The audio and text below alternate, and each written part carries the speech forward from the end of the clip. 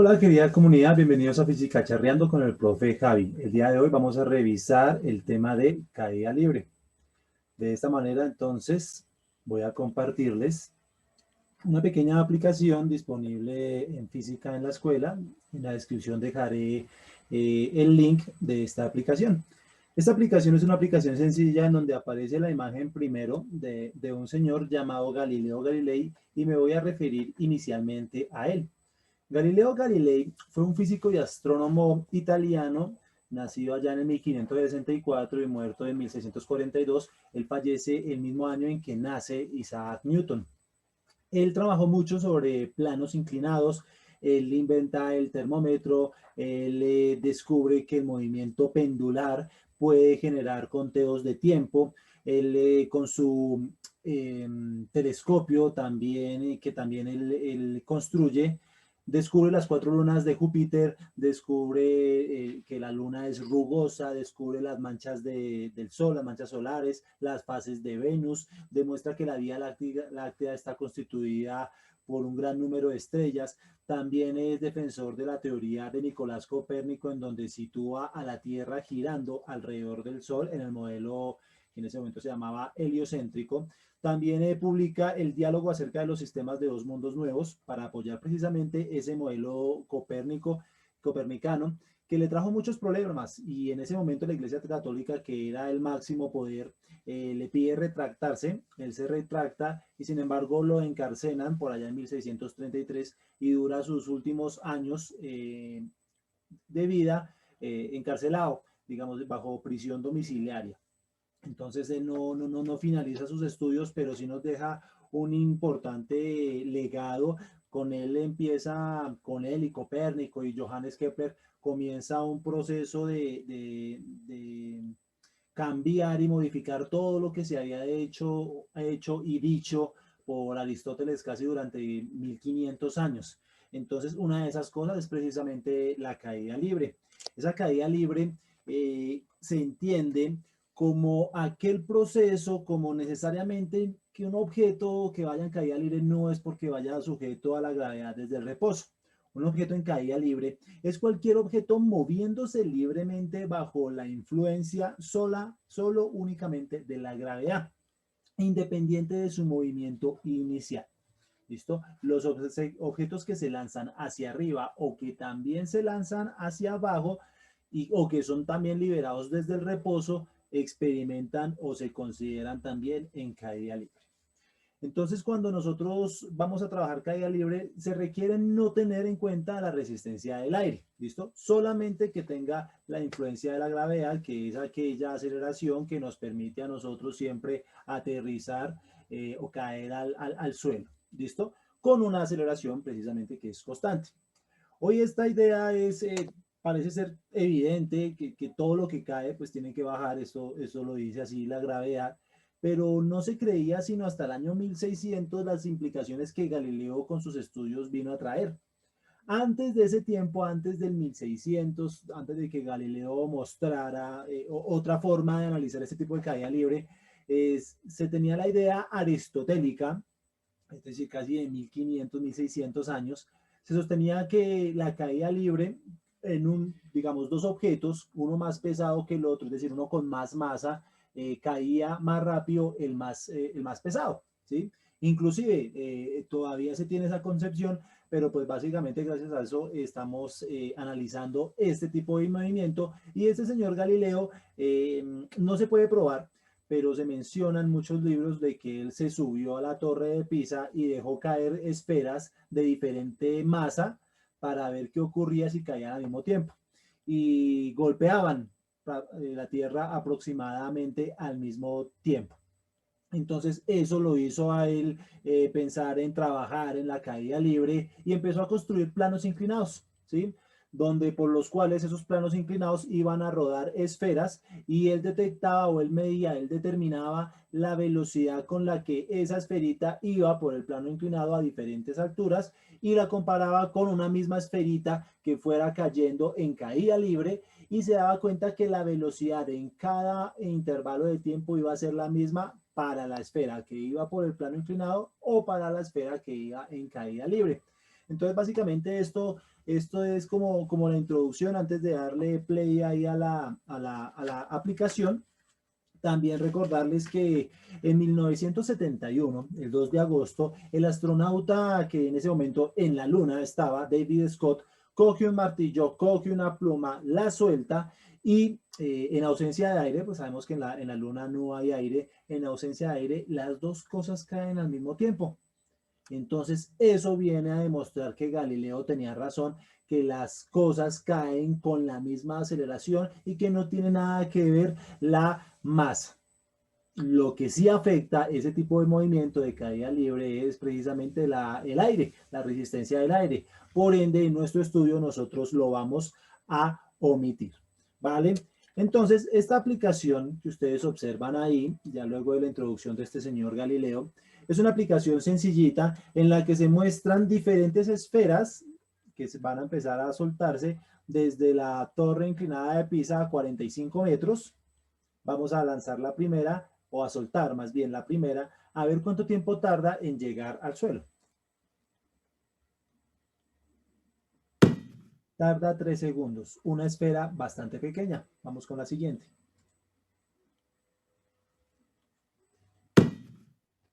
Tarda 3 segundos. Vamos con la siguiente. Una esfera un poco más grande. También los mismos 3 segundos.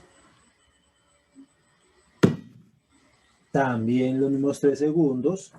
Todas estas esferas tienen masa distinta. Y eso se puede ver también pues, por el volumen que lleva. Esta aplicación nos sirve para eso. Para nosotros poder demostrar que las cosas caen al mismo tiempo con la misma velocidad independiente de la masa. La masa no es un factor que me vaya a cambiar el tiempo de caída.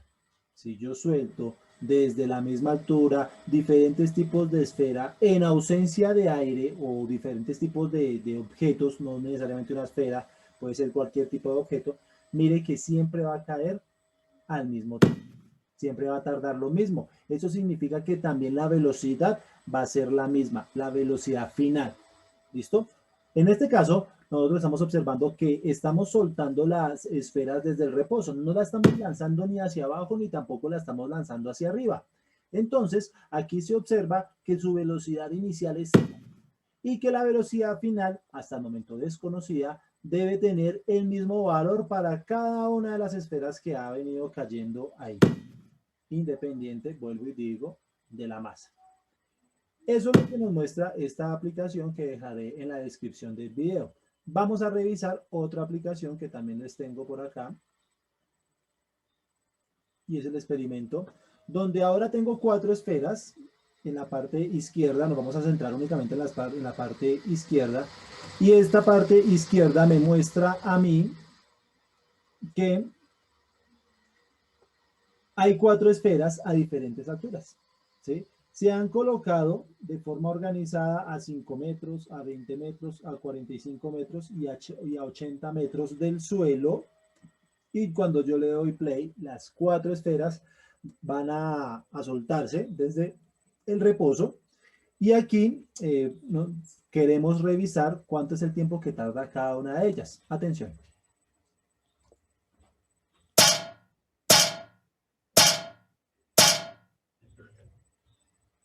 Ahí lo estamos observando, la primera esfera que estaba a 5 metros, tarda 1 segundo en caer. La segunda esfera que estaba a 20 metros de altura cae 2 segundos en caer. Tarda 2 segundos en caer, perdón. La tercera esfera que estaba a 45 metros, tarda 3 segundos en caer. Y la última esfera, la esfera que estaba más arriba, estaba a 80 metros de altura, tarda 4 segundos en caer. Bien. Aquí estamos observando entonces nosotros que ese tiempo que tarda, que digamos hay un tiempo para cada una de ellas, prácticamente hay una diferencia de tiempos de segundo en segundo, la primera 1 segundo, la otra 2 segundos, la otra 3 segundos, la otra 4 segundos, no muestra que se van a soltar desde las mismas distancias siempre. ¿Qué significa esto? Mira, nosotros acá teníamos 5 metros. Pero esta primera esfera que se soltó a 5 metros, la siguiente está a 15 metros de ella, ¿sí? Es decir, a 20 metros. Y la siguiente, la distancia que hay entre la esfera número 2 y la esfera número 3 ya es de 25 metros. Y la diferencia que hay entre la tercera esfera y la última esfera es de 35 metros. Bien, entonces vemos que a medida que transcurre el tiempo, un objeto en caída libre aumenta su velocidad y por ende puede recorrer más distancia. Bien, lo que significa que en un intervalo de tiempo recorrerá más distancia en el mismo intervalo de tiempo que otras que tengan diferente, digámoslo así, velocidad, ¿vale? Entonces, en ese orden de ideas, vuelvo a repetir la información. Vuelvo a darle play. Recuerden, esfera 1, esfera 2, esfera 3 y esfera 4. Aquí estamos observando un segundo, 2, 3 y 4 segundos. ¿Listo? Como la esfera 4 fue la que estuvo a una mayor altura y estuvo expuesta durante un mayor tiempo a la aceleración de la gravedad, pues será aquella que al finalizar y tocando el suelo, pues tenga una mayor velocidad final, porque estuvo sujeta durante más tiempo a la aceleración. A la misma aceleración, eso sí, la aceleración de la esfera 4, 3, 2 y 1 era la misma, la aceleración de la gravedad, pero ha de recorrer más distancia la esfera 4 porque estuvo bajo la acción de la gravedad durante más tiempo. Cuando llega ya al suelo, las otras esferas, pues de ahí ya no pasa, ahí digamos finaliza el movimiento de caída libre para cada una de ellas. Bien, miremos ahora al lado derecho. Al lado derecho tengo la esfera 1 a 20 metros, la esfera 2 a 40 metros, la esfera 3 a 60 metros y la esfera 4 a 80 metros. La diferencia entre la parte de la izquierda y la parte de la derecha es precisamente que en la parte de la izquierda yo manejo tiempos iguales, ¿sí? De a un segundo, 2 segundos, 3 segundos y 4 segundos, y eso me da a mí un espacio de distancias, unas distancias diferentes, porque precisamente lo que les venía comentando, se tiene un tiempo, ¿cierto? Se tiene un tiempo específico y mientras más tiempo transcurra, más aceleración o más tiempo, digámoslo así, más bien, más tiempo se muestra la esfera en el espacio y eso hace que la velocidad aumente aún más. Ahora en la parte de la derecha vamos a ver que tenemos las mismas distancias, pero no vamos a tener los mismos tiempos.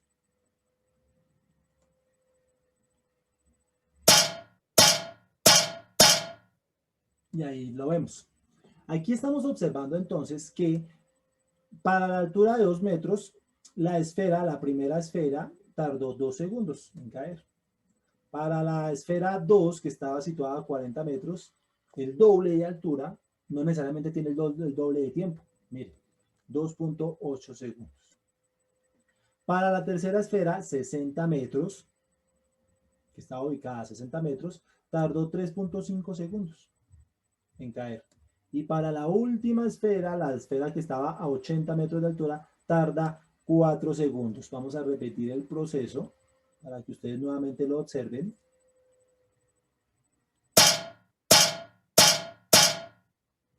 Y aquí vemos entonces que si tenemos distancias iguales, los tiempos van a ser distintos, ¿sí?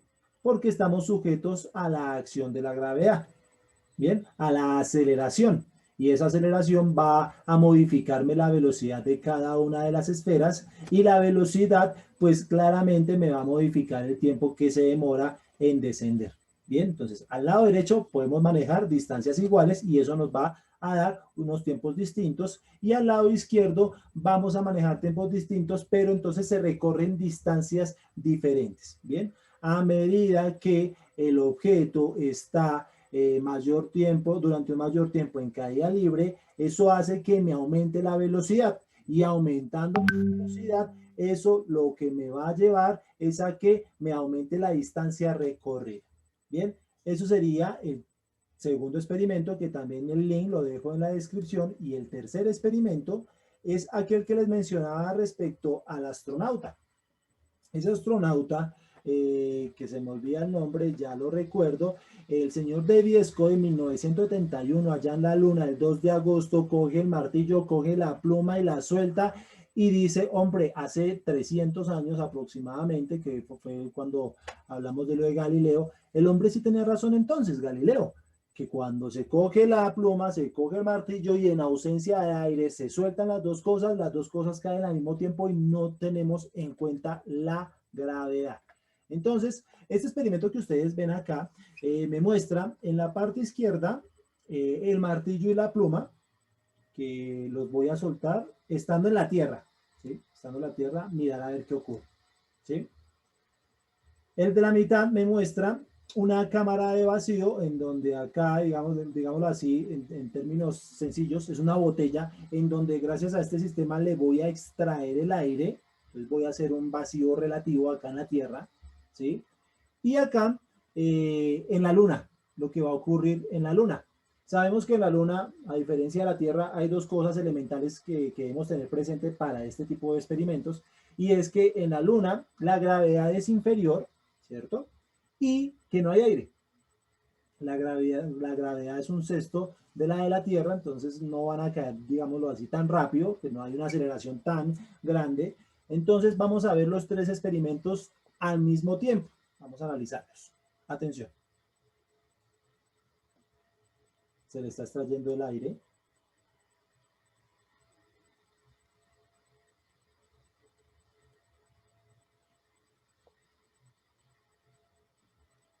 Ahí vemos como la pluma en la tierra tarda un poquito más. Entonces, vamos a repetir el experimento, ya para finalizar.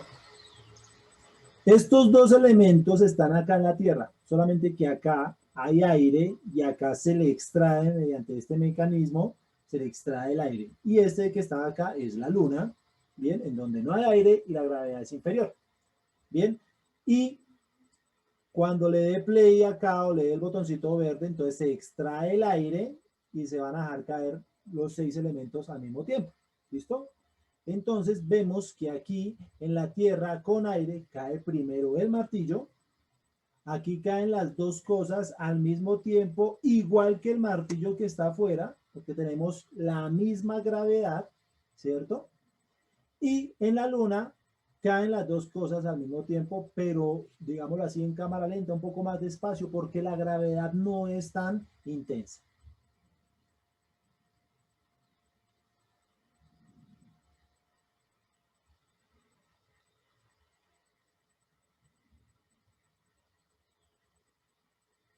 ¿Listo? Bien. De esa manera, entonces, ya la parte conceptual está, digámoslo así, definida. Estos elementos comenzaban con una velocidad inicial de 0, estaban sujetas a la gravedad, por eso caen. En caso de que no haya gravedad, pues claramente no van a caer. ¿Listo? Y teniendo en cuenta ello, la velocidad final tendrá un valor diferente de 0 y negativo, porque va, en este caso, hacia abajo. Y el tiempo, pues ya sería cuestión de medirlo o de calcularlo teniendo en cuenta las fórmulas a las que haya lugar este experimento. Ahora, hablando de fórmulas o hablando de ecuaciones, voy a mostrarles, en este caso, las fórmulas que se han de trabajar acá, cómo se muestran, cómo se trabajan, cuál es su simbología. Y es precisamente esto, la caída libre. Vamos a tener 5 elementos en la caída libre. ¿Ven? La velocidad final del objeto, la velocidad inicial, la gravedad, el tiempo y la distancia recorrida, que se van a simbolizar de esta manera. En algunos libros aparecen las ecuaciones de manera distinta como yo las presento, es básicamente cuestión de despejar lo que usted necesite. Entonces, vamos a revisar la primera ecuación. La primera ecuación que yo les planteo a ustedes viene a ser esta: velocidad final menos velocidad inicial es igual a gravedad por tiempo, la ecuación número 1. La ecuación número 2, velocidad final al cuadrado menos velocidad inicial al cuadrado es igual a 2 veces la gravedad por la altura, o más bien por la distancia recorrida, como le quieran llamar. Esta es lo que para mí sería la ecuación número 2. Y la tercera ecuación sería la altura o la distancia recorrida en el eje Y. Estamos hablando del eje Y, simple y estrictamente en el eje Y. La caída libre no se da en el eje X ni parabólico, nada de eso. Simplemente nos vamos a remitir al estudio del movimiento en el eje Y para ese objeto que se suelta, que se lanza hacia arriba o que se lanza hacia abajo. Entonces, vuelvo al tema. La altura o la distancia recorrida es igual a la velocidad inicial por tiempo más un medio de la gravedad por tiempo al cuadrado. Y tenemos en cuenta de que la gravedad va a tener un valor constante. Si es para el caso de la Tierra, lo podemos promediar, lo podemos acercar a menos 10 metros sobre segundo cuadrado. El menos 10 metros sobre segundo cuadrado. Menos, porque es hacia abajo. Cuando usted suelta algún objeto, no va a coger para arriba, sencillo, coge siempre, pues es para abajo, y es por eso la explicación del menos. Y el 10, usualmente en la Tierra es 9,8, 9,85, 9,86, dependiendo de la altura al nivel del mar y eso. Pero entonces, por fines prácticos de cálculos para los ejercicios que se hagan, pues se toma es como 10 metros por segundo cuadrado. ¿Por qué 10? Ese 10 metros sobre segundo cuadrado indica que por cada segundo que transcurra un objeto en caída libre aumenta su velocidad en 10 metros por segundo. Vuelvo y lo repito. Por cada segundo que transcurra un objeto que se suelta y que está en caída libre, modifica o se cambia la velocidad en 10 metros por segundo. Bien, de esta manera entonces, compañeros, vamos a dejar hasta ahí en este video donde explico la parte conceptual de la caída libre, y en un siguiente video vamos a hacer algunos ejercicios prácticos utilizando estas tres ecuaciones para entender un poco más y de forma un poco más cuantitativa la caída libre. Recuerden siempre, muchachos, seguirme, darle like, suscribirse y estar atentos a los siguientes videos. Muchas gracias, y esto fue Física Charreando con el profe Jan.